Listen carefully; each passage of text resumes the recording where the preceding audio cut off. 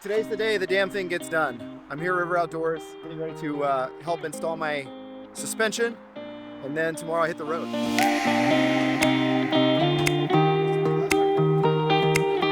Appreciate you coming by This Way Wild to check out the channel. This is the maiden voyage of the Nissan Frontier Moonlander X camper setup. I'm out here with my partner Danielle, stress testing all the systems to dial everything in further to make sure that this is a viable option for a full-time living situation.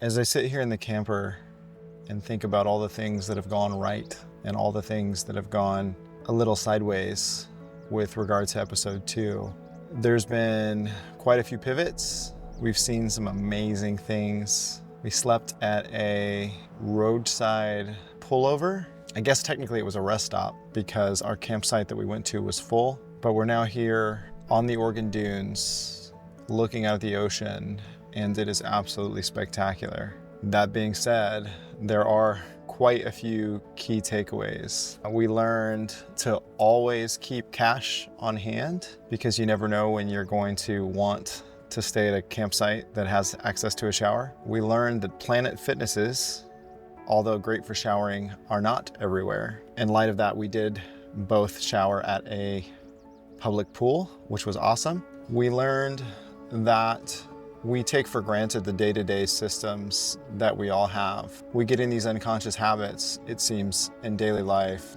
And when you're on the road, it's next to impossible to do.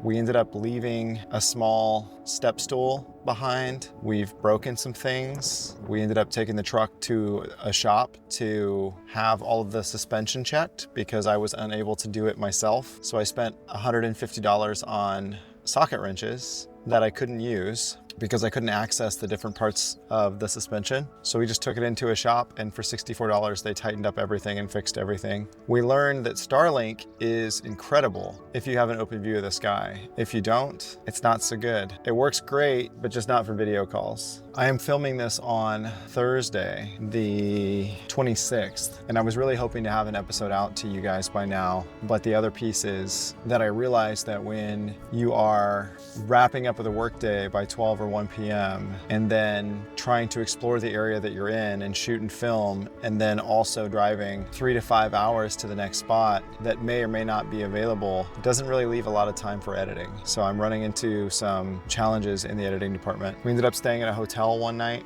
which was cool, but to me, not really the most interesting part of the story. They were apparently working on the room in the middle of a renovation at 10 o'clock at night, which was weird. But some of these small towns, man, they're quirky, they're weird. All in all, so far, it's been a really great trip. Now, keep in mind, this small 3-week trip with Danielle is a small part of the overall channel. The majority of the channel is just going to be me living on the road, and her and Duke will come up to join me periodically when they can. And I'm planning on staying with her when I get back into Phoenix when I have client work. So I've got a place to stay down there. She's got a place to stay with me. And yeah, we're just trying things out and seeing how it goes. Based on some of the comments on video 1, I know that we're eager to talk about systems. I am a bougie little bitch, and I am traveling with a Dyson vacuum cleaner.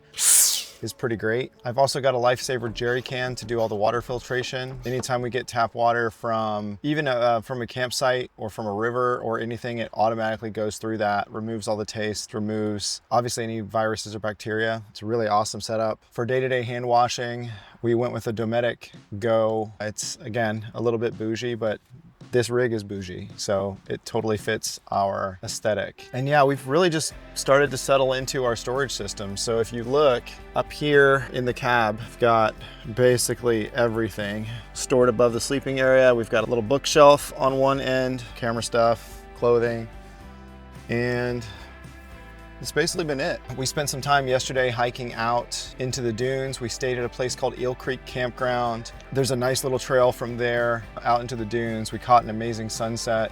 And then today we're actually in a day use area right on the beach. I'm listening to the sounds of the ocean just over this little berm here. It's been an incredible ride so far. To me, this first 3 weeks is really about testing the rig, testing out the systems, testing out the solar, testing out the power, seeing how everything works in unison. And as of right now, The battery in the fridge in the Anchor Everfrost 2 is at 100%. The Goal Zero is at 60% because we haven't been driving as much. And the EcoFlow River 2 Pro is at, I think, 90% because we're sitting here getting full solar, but we're also running the Starlink. My laptop's currently getting charging up the Dyson. Okay, some highlights.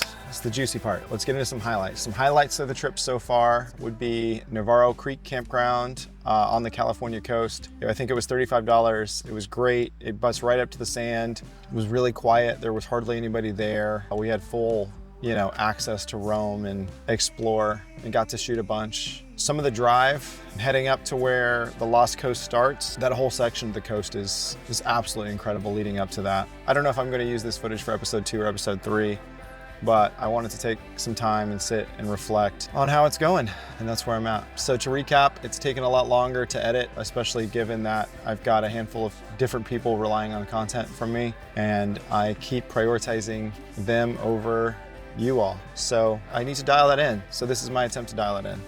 Stay tuned.